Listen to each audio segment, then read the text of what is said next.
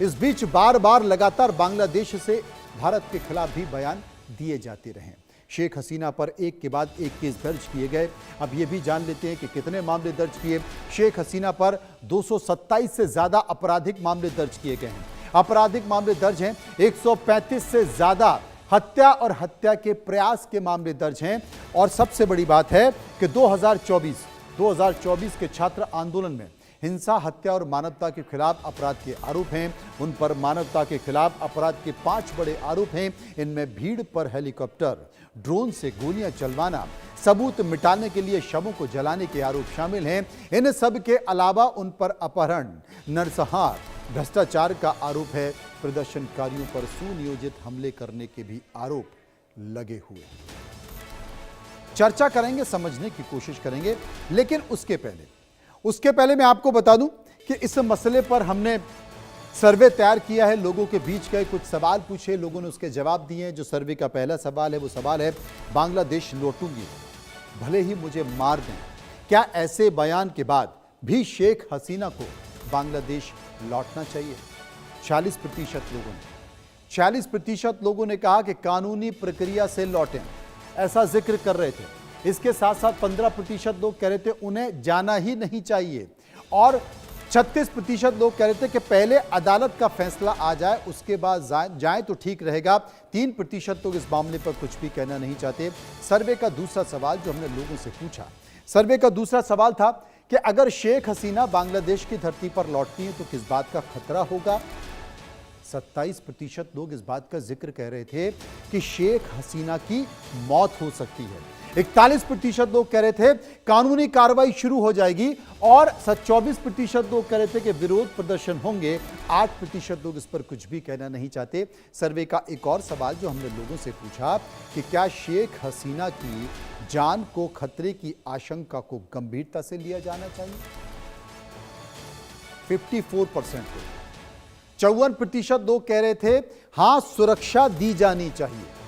28% लोगों का यह कहना था, 28% लोग नहीं, यह राजनीतिक बयानबाजी है, और 15% लोग इस बात का जिक्र कर रहे थे कि उनका कुछ नहीं होगा। 3% कह रहे थे कि हम इस मामले पर कुछ नहीं कह सकते।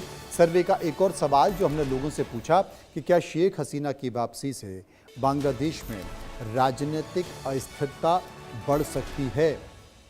42% लोगों ने क्या कहा? 42% लोगों ने कहा हां, बड़ा बदलाव आएगा। 28% लोगों ने कहा कोई खास असर नहीं होगा। 20% लोग कह रहे थे बांग्लादेश को हसीना की जरूरत है, और 10% लोग इस मसले पर कुछ भी कहना नहीं चाहते थे। 5वां सवाल, क्या आपको लगता है कि शेख हसीना के बांग्लादेश लौटने पर उन्हें फांसी या उम्र कैद की सजा हो सकती है? 40% लोगों ने कहा हां, फांसी हो सकती है। 24% लोग इस बात का जिक्र कर रहे थे उम्र कैद की सजा हो सकती है, और सबसे बड़ी बात है कि 22% लोग कह रहे थे नहीं, ऐसी सजा नहीं होगी, और 8% लोग इस पर कुछ भी कहना न चाहते। हम चर्चा करेंगे, समझने की कोशिश करेंगे।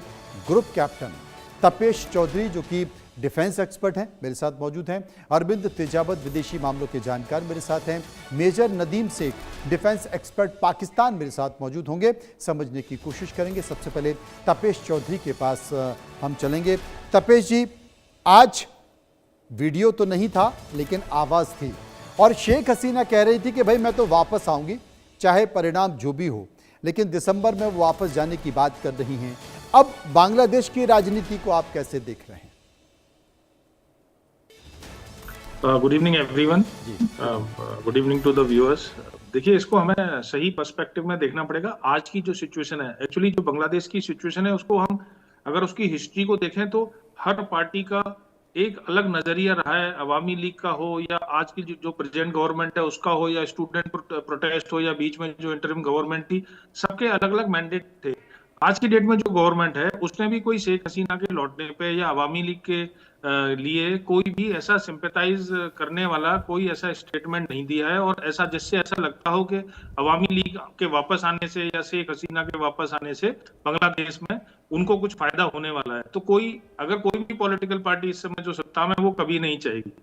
दूसरा, पॉलिटिकल पार्टी जो इस समय है, उनको तो सबसे अच्छा बहाना ये मिला हुआ है कि इनके खिलाफ इतने केसेस दर्ज हैं, वो चाहे किसी भी गवर्नमेंट ने किए हो, किसी भी मेलाफाइड इंटेंशन के तहत किए गए हों, इतने सारे केसेस दर्ज हैं जिसमें नवंबर 2024 में उनको फांसी की सजा दी जा चुकी है। अब अगर वो वापस जाती हैं तो उनके लिए बहुत ही आसान है कि इनको गिरफ्तार करना। और जितने भी आज तक आपके व्यूअर्स ने भी जो आपने पब्लिक ओपिनियन किया, उसमें भी मेजोरिटी ऑफ लोग ये मानते हैं कि देखिए वो जाएंगी तो उनको गिरफ्तार तो तुरंत किया जाएगा, उनको जेल भेजा जाएगा, जेल भेजा जाएगा तो वो या तो जेल में मारी जाएंगी या उनको लीगल तरीके से मारा जाएगा।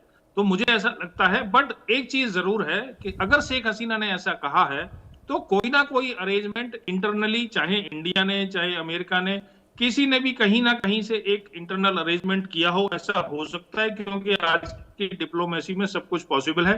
पर इतना मेरा कहना जरूर है, जैसे स्टूडेंट प्रोटेस्ट हुआ था, अगर शेख हसीना बांग्लादेश में पहुंचती है तो जो मास प्रोटेस्ट थी, मेरे अपने ओपिनियन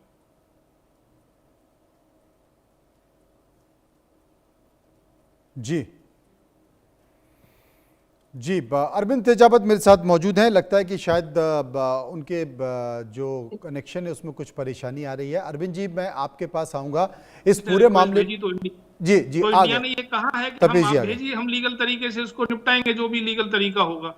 तो मेरे ओपिनियन में उनको नहीं जाना चाहिए जब तक सिचुएशन कंड्यूसिव ना हो। पर अगर उनका डिसीजन है तो वी वेलकम ऑल दैट, जी क्योंकि जो भी हो रहा है वहां पे, जो भी हुआ शेख हसीना के अगेंस्ट में, ये तो हम सब जानते हैं कि वो ठीक नहीं था। जी, अरविंद जी। मनोज साहब, कब नौमन तेल होगा और कब राधा नाचेगी? जी दिसंबर अभी दूर है और इस बीच में हमें पता है कि राजनीति में बहुत कुछ ऊपर नीचे होता है।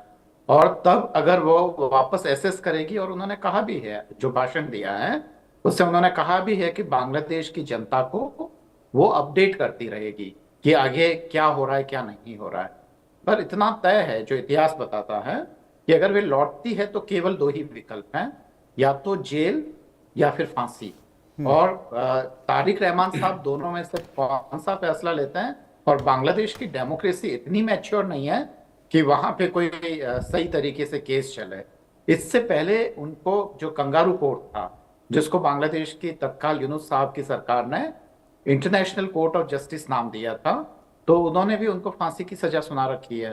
तो उनके लिए तो, तारिक रहमान साहब के लिए तो बहुत ही आसान सी बात है, कभी भी वो फांसी पे लटका सकते। तो मुझे तो किसी भी हालत में लगता नहीं कि ऐसा होगा। जी पर एक यह भी संभावना है कि अगर भारत सरकार से इस बारे में कोई सहमति बनी है कि वो उनको फांसी पे नहीं लटकाएंगे या ऐसा कुछ है, तो हो सकता है कि उनकी वापसी संभव हो। पर इसकी संभावना लगभग बहुत ही कम है। एक और यह है कि भारत के लिए अब शेख हसीना धीरे धीरे एसेट साबित होगी, अगर तारिक रहमान साहब का चीन की तरफ झुकाव वैसा ही बना रहता है जैसा कि अभी है। दलाई लामा ने भी चीन की नीतियों के खिलाफ भारत का काफी साथ दिया, और मुझे लगता है कि शेख हसीना वे भी पूरी पूरी